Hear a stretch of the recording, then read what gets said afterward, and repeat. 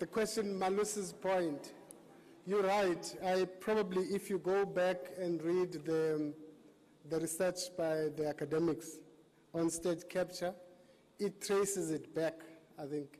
It has a long section that traces the history of where we are and some of the problems and challenges we have. So you're right, I think in a sense there is a need to have a backward look, to look at what happened before and some of the policy decisions and non-implementation of policy and the weaknesses in the state. And one of the things that come out very glaringly in the analysis increasingly is that if you think about it, the period of growth is the 2001, am I right? 2001 to about 2008, 09. That was on the back of commodity boom. The demand and prices of commodities were very high. Now, that's the problem with countries like ourselves, where you have over-dependence on commodities. So it does point to a weakness that I think in that period, perhaps we could have done more to direct resources towards growing the productive sector of the economy. So indeed, many of the things you're raising are acknowledged, but that cannot be a justification for accepting state capture and corruption. It is a real problem. And if you think it is not a problem, you must think very hard and very fast, because the reality of the matter is that state capacity is being eroded. The reality of the matter is that fiscus is getting weaker because revenue is declining, the economy is not growing. Very soon, most of the stuff that we're talking about that we need to do will just be a pipe dream. We've got examples of countries that went that path. Thule, I hope I'm right with the name, Thule, on inclusive growth and state-owned bank. Look, I mean, again, I always make the point that there's nothing probably fundamentally wrong with a state owning a bank or not owning a bank. There's nothing wrong really with that.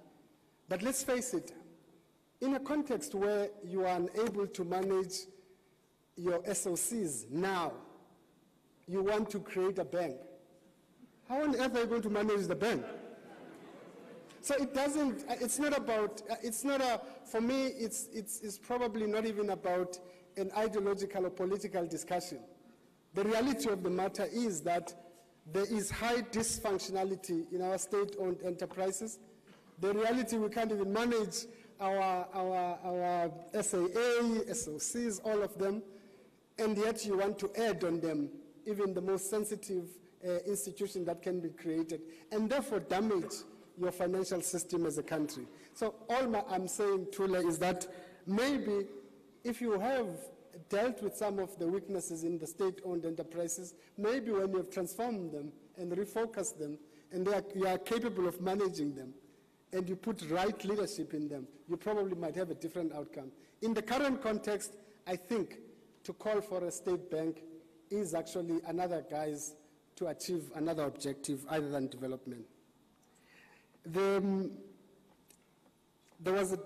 a whole lot of ideological questions raised. I didn't hear your name, by the way, comrade. Goba.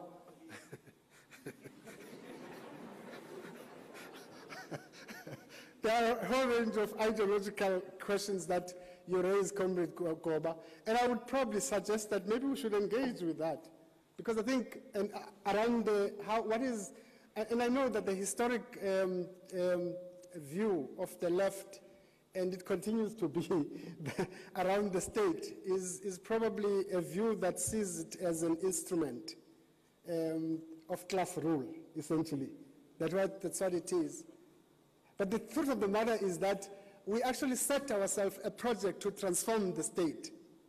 And probably the argument that we're making is that we have failed in that project. And that's probably the message that we're saying. And we can have a conceptual debate about, in the current context, what constitutes the state in South Africa, what constitutes a developmental state, and what should be the elements of a developmental state.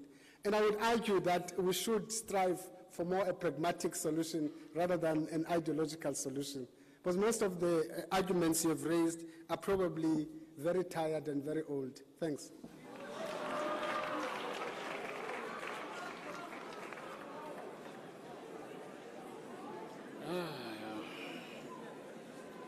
Comrade Malusi, my colleague has addressed your question, but I think you're right on the one issue.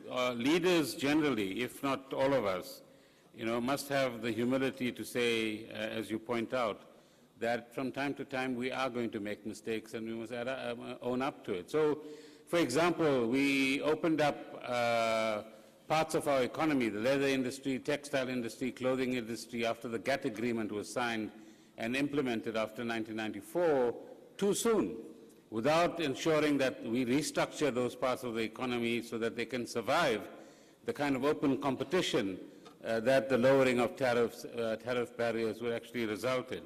We closed nursing colleges and teacher training colleges and made mistakes in that regard as well. So for that generation that made those mistakes, I apologize. They must come and apologize for themselves as well. But mistakes do happen. We are human, you see. So when we were your age and students as well, we also had the vibrancy, in fact, far greater vibrancy than you show. We walked the streets, we marched the marches, we took on the apartheid regime, not imaginary ones, real ones, you see. And we worked in the underground of the ANC with real challenges. We're not talking about others who went and did armed struggle and all that. He was in exile for many years. I was in the underground for many years. So we'll talk about our credentials at some point in time. On the question of the state-owned bank, we have several. We have the Post Bank, which is going to get a license to become a retail bank if all things are met by the end of the year, I believe. We have the Development Bank of Southern Africa. We have the IDC, which is a bank. We have other entities, regional banks as well. Some of them are well run. Some of them have been sources of looting as well. So the state banks are there. The question that I think you're really concerned about is how do we get finance at less than a market rate for those who need cheap finance in order to get their businesses going. That's the big challenge we have in South Africa. And what that means is that ultimately, we have the land bank as well. Ultimately, government has to have resources in order to provide subsidies to those institutions so that those institutions can provide cheaper loans, cheaper than what the commercial banks will be offering. There's no free money. Most of these institutions go to the market and borrow money, and they borrow at market rates. They have to make a small margin, meaning a small profit, on what they borrow in order to pay for their administrative expenses. So there are certain subsidies that we've built in for some of these institutions, but one of the things we need to do, again, we come back to the question of growing the economy, getting more revenue into the fiscus, so that we can pay for the additional demands and needs that our people actually have. Without that, there's no money available to do the kinds of things we're talking about. And as you correctly point out, in some instances, banks have provided loans, and there are one or two names in the public domain at the moment, 50 million rand loan given to somebody, not quite repaid, and so on and so on. And you can see I'm being very careful. I'm not mentioning names at the moment. But you can do, since you are students, you can do the research and find out who is actually mentioned in the political domain. The friction between different elites and the question of the state, the state, to one extent, is not an organ of irreconcilable differences. The state often reconciles differences because there are vested interests of all sorts, some loud, some not so loud, some vocal and with influence and leverage, others without leverage, and that's largely the poor. And the state has to ensure what its mission is. And the developmental state's mission is very clear. Help the poor, grow the economy, ensure that we have a progressive tax system, ensure that the distribution of the tax system benefits the majority of citizens and not a small group of people. So I think it's in that kind of context that the question of political and business elites needs to be brought to the fore, and in particular in relation to the state.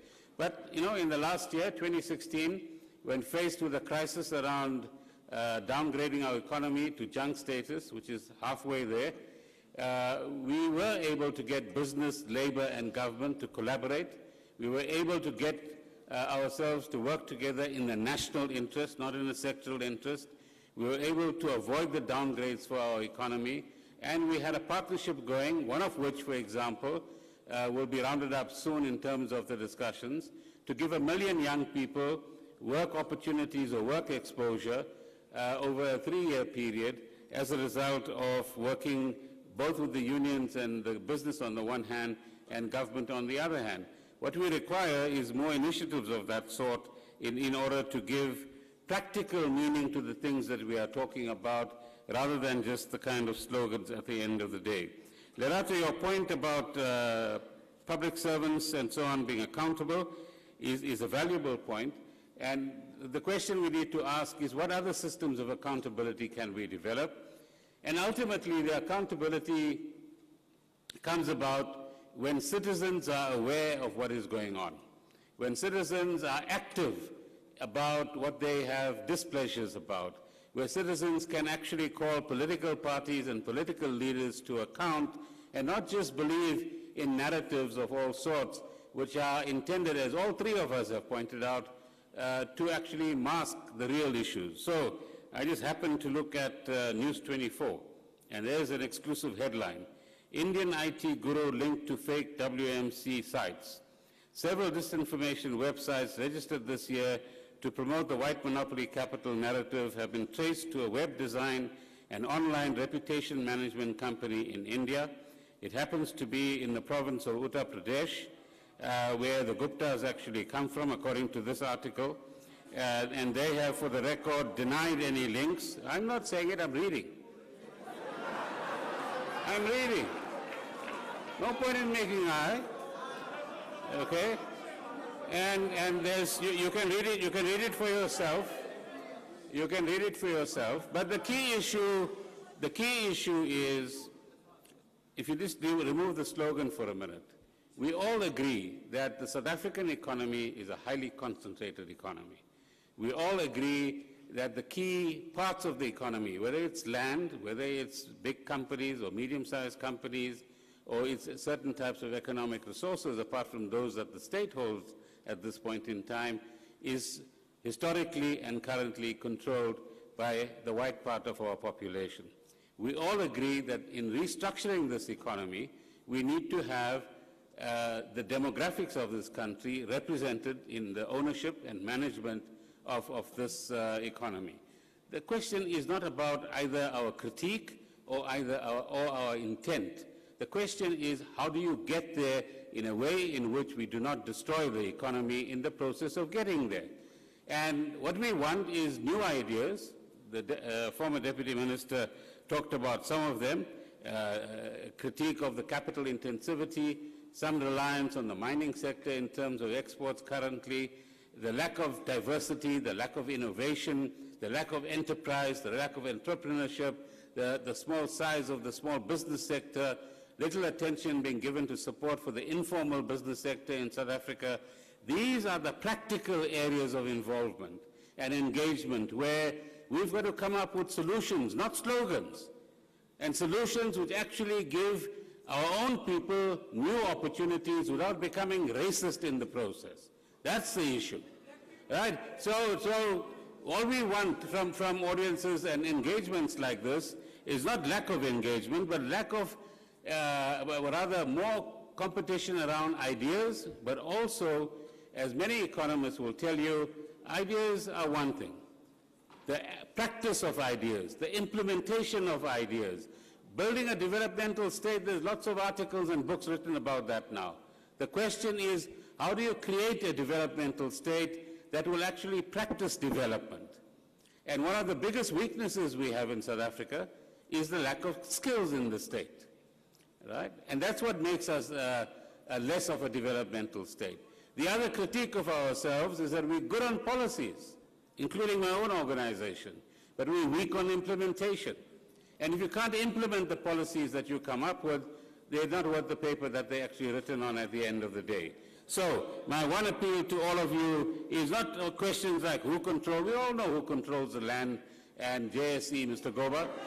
That's beyond question. The real question is, apart from populist mobilization, where's the solution? And having slogans around that doesn't really help us. Like I told you, we've been in your place before. Yeah, at a time when it was far more difficult. No. Don't cast aspersions. Both you and Palesa. You see, don't cast aspersions on people. Debate ideas. Give us alternatives. Show us what you've done in practice. That's the real issue.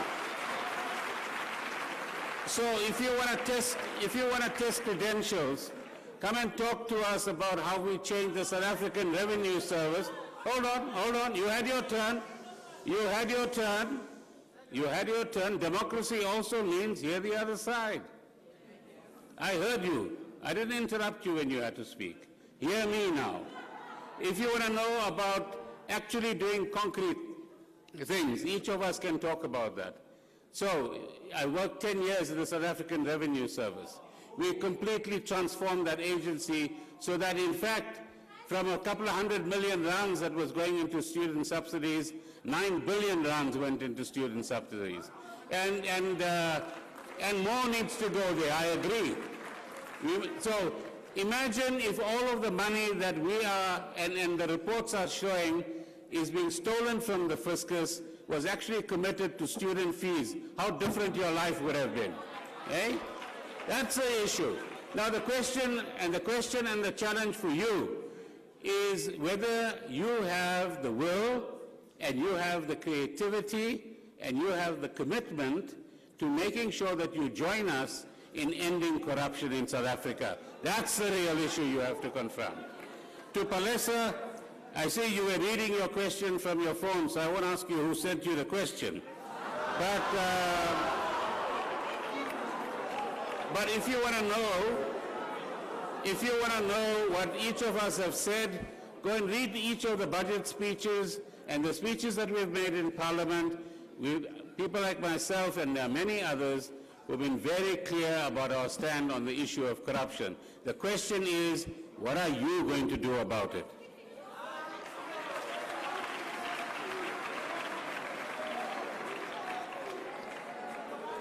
Thank you very much. We started off here by saying that we were going to have a respectful engagement.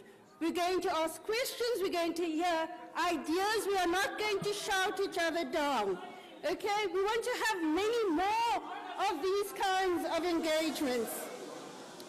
We have to respect people's time as well. At the moment, we are running over time by about 25 minutes. What I'm going to do is simply take one question each from the side and have Mr. Mondi respond to that question, and then we'll have the closing. All right? One question each from each side, and the time is up. Thank you.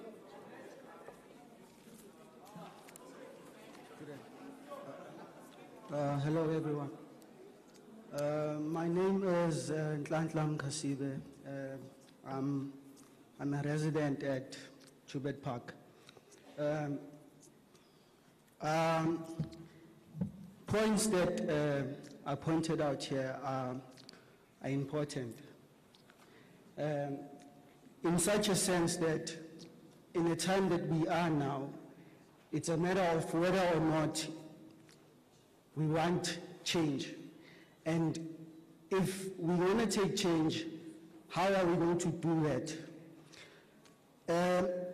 There's no use fighting each other.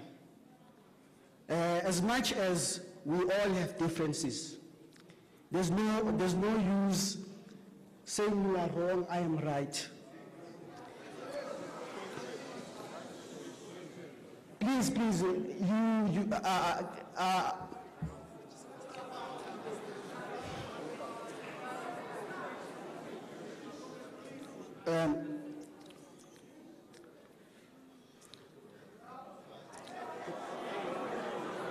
Sorry, please guys, can you just give me time? I will talk. You were given time to talk. Okay. Sorry. I'm saying here, as much as we are here discussing these ideas that we need change. Thank you. Okay.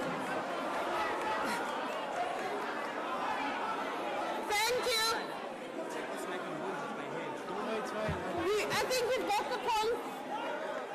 1 second, one question. Thank you. Is the mic on? 1 second, one question. Thank you very much. Thank you very much. You know, I find it quite funny that Pravin and Mcebisi still refer to each other as minister and deputy minister. It's quite funny. And just from the start, my name is Pusho Sol. I'm a student here in the University of Johannesburg, and I'm a member in good standing of the Economic Freedom Fighters and its student command. First and foremost, I would like to wish happy birthday, 4th anniversary to the EFF, the People's Movement.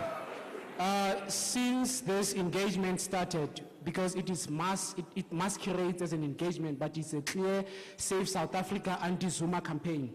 Since it started, it made me realize one thing, and that is the crisis in South African politics today is the lack of ideology.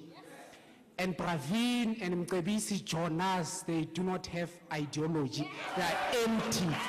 And then they stand there and they're like, ideas are archaic or what, and their capitalism is more than 500 years old. The ideas that they're using here about efficiency, about what, they're more than 500 years old. So, but they come here and they... No, wait, I'm still speaking. Thank you. We said one question. We are really running out of time. We need a summing up.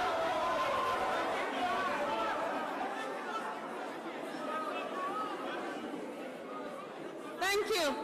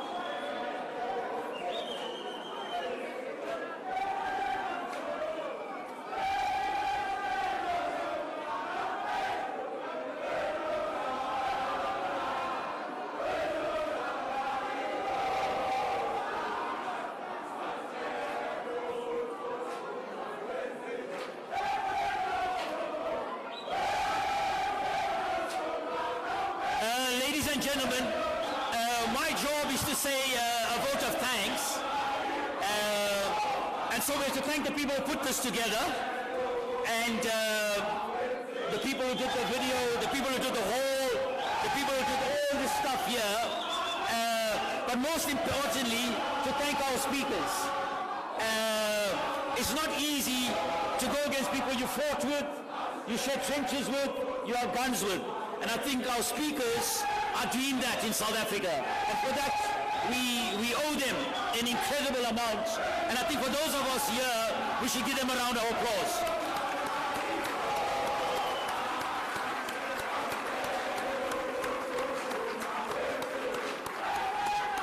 And I'm sure our speakers are unfazed, but we thank them generously. Thank you.